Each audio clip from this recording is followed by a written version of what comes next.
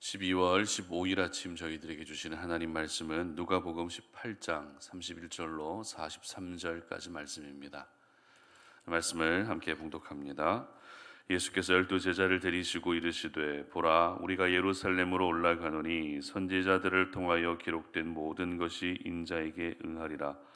인자가 이방인들에게 넘겨져 희롱을 당하고 능욕을 당하고 침뱉음을 당하겠으며 그들은 채찍질하고 그를 죽일 것이나 그는 3일 만에 살아나리라 하시되, 제자들이 이것을 하나도 깨닫지 못하였으니 그 말씀이 감추었으므로 그들이 그 이르신 바를 알지 못하였더라.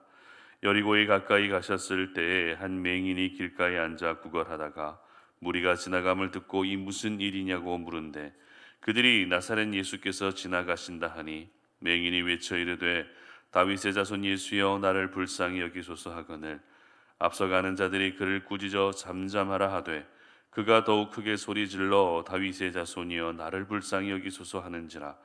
예수께서 머물러 서서 명하여 데려오라 하셨더니 그가 가까이 오매 물어 이르시되, 내게 무엇을 하여 주기를 원하느냐? 이르되, 주여, 보기를 원하나이다.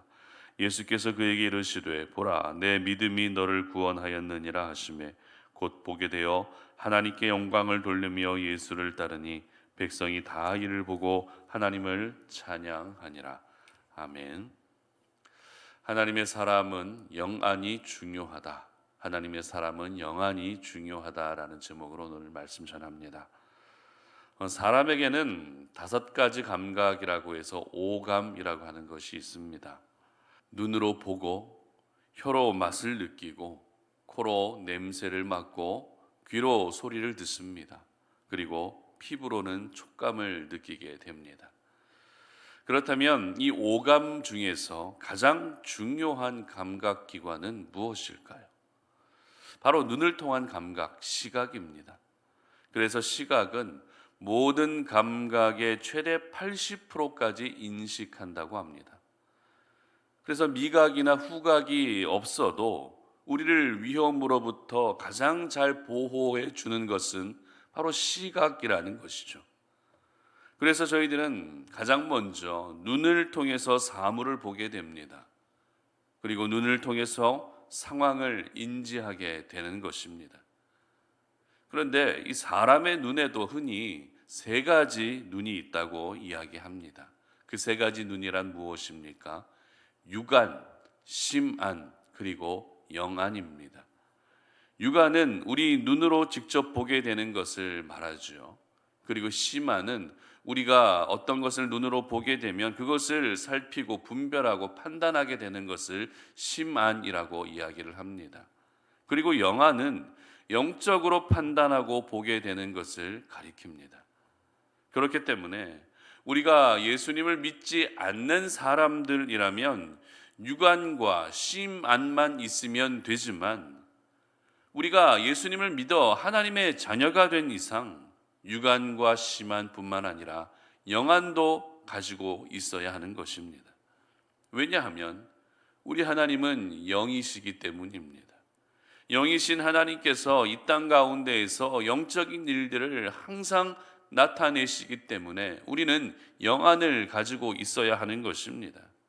그러므로 내가 영안이 열려 있지 않으면 하나님을 100% 경험할 수 없는 것이죠.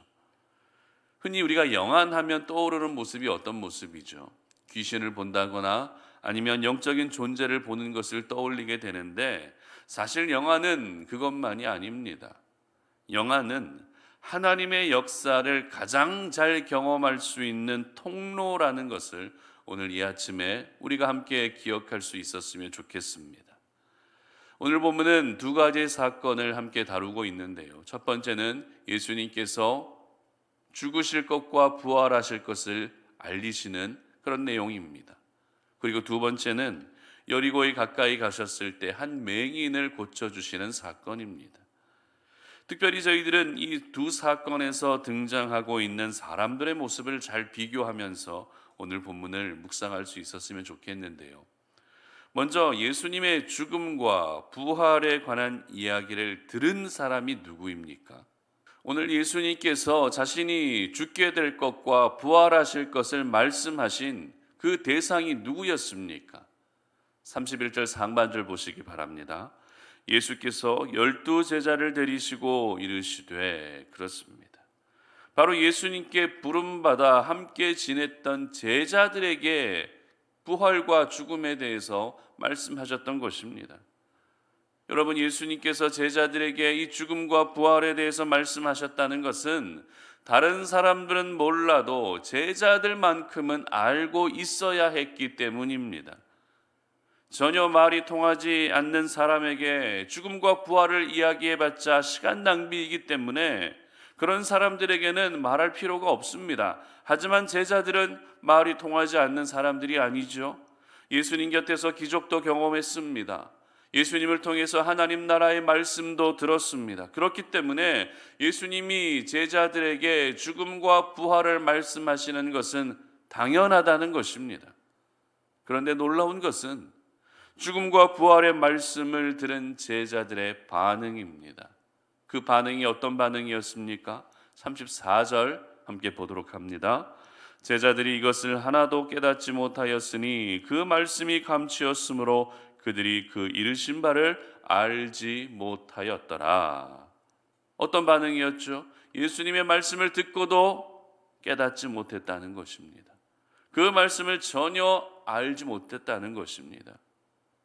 듣고는 있었지만 이것이 도대체 무슨 의미인지, 무슨 내용인지, 뭘 말씀하시기 위해서 예수님이 이렇게 하고 계시는지 전혀 알지 못했다는 것입니다. 이것이 바로 제자들의 반응이었죠. 그리고 이어지는 본문은 여리고 근처에서 맹인을 고쳐주시는 사건을 기록하고 있는데요. 여기에서 등장하고 있는 인물은 앞을 보지 못하는 맹인이었습니다. 오늘 본문과 병행 구절이 되고 있는 마가복음의 기록을 보게 되면 이 맹인의 이름은 바디메오였다라는 것을 저희들은 알게 되는데요. 당시 유대 사회에서 어떤 육체적인 질병이나 결함을 가지고 있는 사람은 유대 공동체 안에서 함께 지낼 수가 없었습니다. 구걸해야만 살 수 있었고 어디 따뜻한 곳에 눕지도 못한 채 가장 비참한 인생을 산 사람이 바로 맹인과 같은 병자들이었습니다. 앞을 볼 수 없으니 길을 가다가 넘어지고 부딪히는 것은 다반사였습니다. 그러다 보니 온 몸에는 상처가 날 수밖에 없습니다. 옷은 여기저기 찢겨진 채 불쾌한 냄새를 풍기며 사는 사람이 바로 맹인이었던 것입니다. 그런데 이 맹인을 향해서 오늘 예수님께서 어떻게 말씀하고 계십니까? 42절 말씀 보시기 바랍니다. 예수께서 그에게 이르시되 보라 내 믿음이 너를 구원하였느니라 하시매. 아멘. 맹인의 믿음을 인정해 주셨다는 것입니다. 그리고 그 믿음으로 말미암아 다시 보게 되는 기적도 경험하게 되고 예수님을 따르는 한 사람이 되어 영과 육의 놀라운 구원의 은혜를 경험하게 된 것입니다. 자, 여러분, 그렇다면 이렇게 사회적으로 완전히 소외된 맹인을 향해서 예수님께서 믿음을 인정해 주신 이유가 무엇일까요? 37절과 38절 말씀 보시기 바랍니다. 그들이 나사렛 예수께서 지나가신다 하니 맹인이 외쳐 이르되 다윗의 자손 예수여 나를 불쌍히 여기소서 하거늘. 아멘. 자, 바로 사람들은 예수님을 나사렛 예수라고 알려주고 그렇게 소개해 주면서 예수님의 출신만을, 예수님이 어디에서 태어난 사람이고 어디에서 지낸 사람인지 예수님의 출생만을 알려주고 있었지만 맹인은 그 이야기를 듣고서도 예수님을 향해 다윗의 자손으로 오신 메시아임을 고백하고 있었던 것입니다. 여러분, 오늘 이 두 사건에서 등장하고 있는 제자들과 맹인의 모습을 보시며 어떤 차이, 어떤 비교가 되십니까? 예수님에 대해서 더 잘 알고 있어야 할 제자들은 예수님의 죽음과 부활에 대해서 깨닫지 못했지만 오히려 아무런 지식도 없는 맹인이 예수님을 인정하면서 예수님을 메시아로 인정하면서 놀라운 구원의 은혜가 임하게 되었던 것입니다. 다시 말해 제자들은 육안과 심안은 열려 있었지만 영안은 닫혀 있었던 것입니다. 하지만 맹인은 어떻습니까? 육안과 심안은 닫혀 있었지만 영안은 열려 있었던 것입니다. 그리고 그 영안으로 예수님을 인정하고 고백하면서 놀라운 치유와 회복의 은혜, 구원의 역사를 경험할 수 있었던 것입니다. 그렇습니다. 하나님의 사람에게는 육안보다 영안이 더 중요한 것입니다. 하나님의 사람에게는 심안보다 영안이 더 중요한 것입니다. 영안이 열려 있어야 하나님을 보게 되고 영안이 열려 있어야 구원의 역사가 내 삶 가운데 나타나게 되는 것입니다. 육안과 심안은 누구나 가지고 있는 그런 안목들이죠. 하지만 영안은 아무나 가지고 있지 않습니다. 교회를 오랫동안 다녔다 할지라도 영안이 닫혀 있는 분도 계십니다. 교회 안에서 여러 가지 봉사를 하고 있지만 영안이 닫혀 있는 분도 계시다는 것입니다. 그렇다면 우리가 어떻게 하면 이 영안을 가질 수 있는 것일까요? 이 땅을 살아갈 때에, 이 땅을 하나님의 자녀로 살아갈 때에 우리가 육안과 심안뿐만 아니라 영안을 가질 수 있는 방법이 무엇일까요? 그것은 바로 내가 오늘도 하나님 없이는 살 수 없는 사람임을 인정하는 것입니다. 하나님의 은혜 없이는 단 한순간도 살 수 없음을 인정하는 사람이 영안을 가지고 살 수 있게 되는 것입니다. 이것을 바꾸어 말하면 내 삶 가운데 오늘도 가장 필요한 것은 어떤 사람도 아니고 어떤 물질과 재물도 아니고, 그렇다고 내 삶 가운데 더 나아진 상황이 필요한 것이 아니라 하나님이 가장 필요하다는 것을 인정하는 사람이 이 영안을 가지고 살 수 있게 되는 것입니다. 여러분, 영안이 열려 있어야 예수님의 죽음과 부활이 깨달아지게 되는 것입니다. 영안이 열려 있어야 우리는 하나님이 하시는 일을 보게 되는 것입니다. 예수님과 아무리 오랜 시간 동행하며 살았다 할지라도 영안이 열려 있지 않는다면 예수님이 구원자가 되신다는 사실을 절대 알 수 없는 것입니다. 마찬가지입니다. 신앙생활은 하고 있지만 예수님을 내 피로를 채우는 도구로만 생각하고 있으면 그 사람의 영안은 결코 열릴 수가 없는 것이죠. 말씀도 깨달아질 수 없는 것입니다. 그러므로 오늘로 내 삶의 주인은 하나님이심을 인정하시며 오늘 이 하루를 시작할 수 있기를 바랍니다. 내 자신이 내 삶에서 주인이었던 모습에서 이제 예수님만이 진정한 주인이심을 인정하며 그 주도권을 주님 앞에 내어드릴 수 있기를 바랍니다. 예수님이 주인 되어주시면 오늘도 우리는 주님의 은혜에 목마를 수밖에 없습니다. 그 은혜에 갈급해하며 살아가게 되는 것입니다. 여러분, 신앙의 연수가 중요한 것이 아니죠. 내가 지금 어떤 수고를 하고 있고 어떤 봉사를 하고 있느냐가 중요하지 않습니다. 중요한 것은 오늘 맹인과 같이 내가 오늘도 하나님의 은혜 없이는 살 수 없습니다라는 것을 고백하며 그 은혜를 간절히 사모하는 것이 더 중요한 것입니다. 저는 우리 송탄 어린의 모든 가족들이 육안과 심안으로 오늘을 사는 것이 아니라 영안으로 살 수 있었으면 좋겠습니다.